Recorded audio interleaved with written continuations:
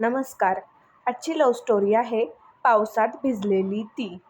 त्यामुळे ही प्रेमळ love story शेवटपर्यंत बघत राहा.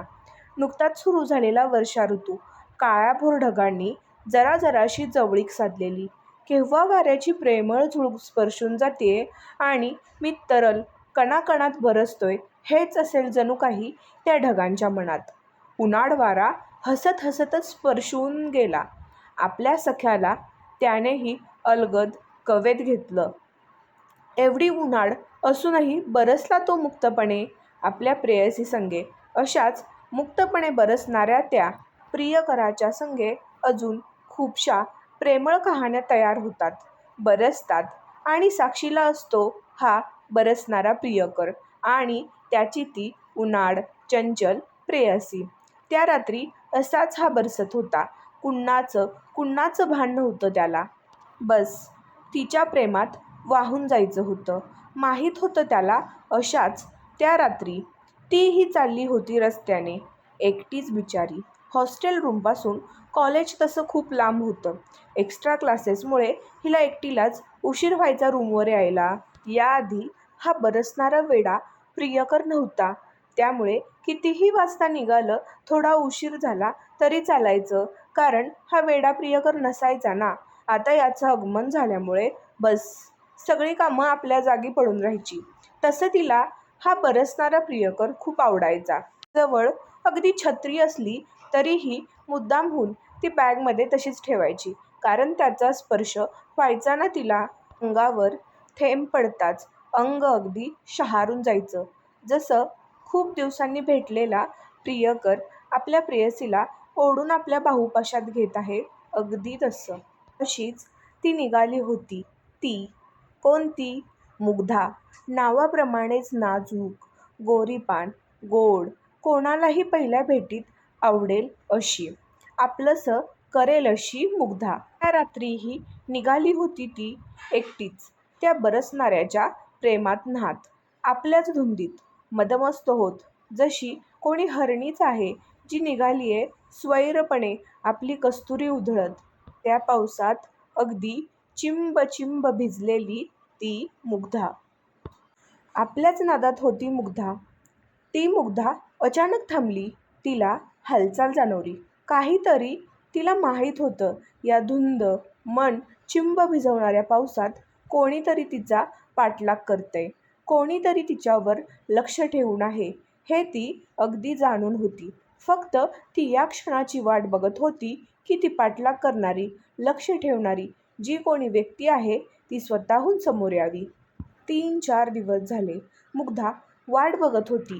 ती व्यक्ती स्वतःहून पुढे यावी, पण येतच नव्हती. या विचारात असतानाच तिचा पाय अडखळला आणि ती खाली पडली. आधीच चिंब भिजलेली होती ती त्या पावसात. वरून हा प्रेमवेडा बरसतच होता. जणू काही त्याने ठरवलंच होतं सर्व प्रेम आत्ताच करून घ्यायचं, अगदी मनसोक्त बरसून. मुग्धा खाली पडते ना पडते तोच कोणीतरी घट्ट पकडलं तिच्या कमरेला. त्या राकट स्पर्शाने मोहरली ती. तिने ओळखलं हा स्पर्श पुरुषी आहे. यासाठीच तर तिचं नाटक होतं खाली चिखलात पडण्याचं. निदान ती व्यक्ती बाहेर तर येईल आणि कोण आहे हे तरी कळेल. त्याने तिला अलगद पकडून उभं केलं. त्याचे हात अजूनही तिच्या कमरेभोवतीच होते.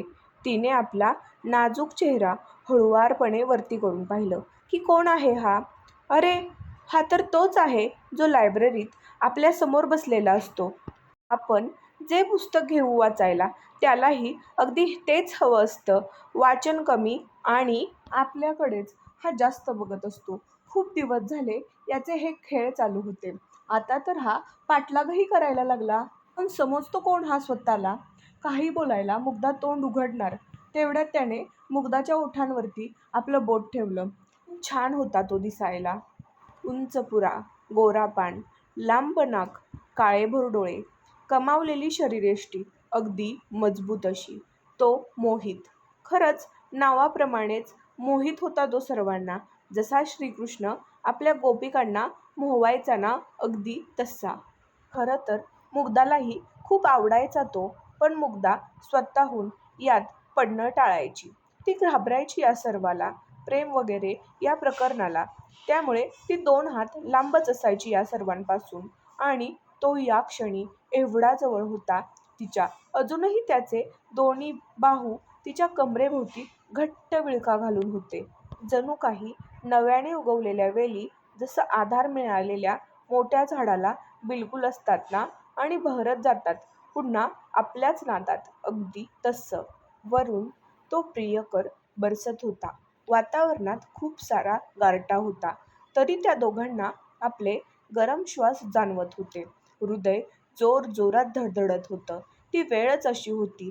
दोघंही शांत होते. कोणी काहीच बोलायच्या मनस्थितीत नव्हतं. नीरव शांतता. बस तो वरून बरसणारा मेघराज आणि या दोघांचे जलद गतीने चालणारे श्वासोच्छवास याचाच काही आवाज होत असेल तर तो आवाज. इकडे मुग्धाची हालचाल वाढली. ती स्वतःला मोहितच्या पकडेतून सोडवू पाहत होती. पण त्याची पकड एवढी घट्ट होती ती स्वतःला सोडवू शकली नाही. कळत-नकळत तिलाही हेच हवं होतं. पण ती ते बोलून दाखवू शकत नव्हती. आणि हे मोहितला माहीत होतं. न जाणे कसं, पण तीही त्याच्या प्रेमात पडली होती. एवढे दिवस सारखा हा तिच्या अवतीभोवती मागेपुढे असायचा. त्याचाच हा परिणाम होता. सुखद परिणाम. तिच्या कमरेवरचे हात हळूहळू त्याने तिच्या खांद्यावर आणले आणि तिला अजून आपल्याजवळ ओढून घेतली. दोघांनाही हा स्पर्श नवा-नवाच होता. अंगावर रोमांच उभे राहिले. ती शहारली, लाजली, हळूच अलगद शिरली त्याच्या बाहुपाशात. ती ऐकू शकत होती त्याच्या त्या हृदयाची धडधड. तिचीही अवस्था काहीशी तशीच होती. त्याने हळुवारपणे तिचा कोमल चेहरा वरती केला. तिची नजर लाजतच होती अजून. बघायलाही तयार नव्हती ती त्याच्याकडे. त्या बरसणाऱ्या वेड्या प्रियकराच्या पाण्याचे थेंब हलकेच चेहऱ्यावरून ओघळत होते तिच्या. त्यांना बघून हा अधिकच मोहित झाला. हळूच बोलला, "वरती बघ मुग्धा. नको लाजू.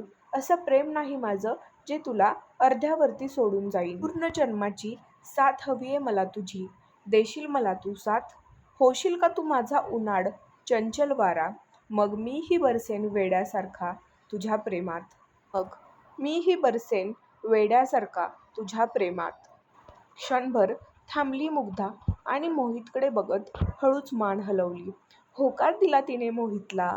मोहित आनंदाने जोरजोरात ओरडू लागला, "हे बघ बरसणाऱ्या मेघा, आता मीही एकटा नाहीये. माझ्याकडेही अवखळ वारा आहे. बरसून घे तू बेभान.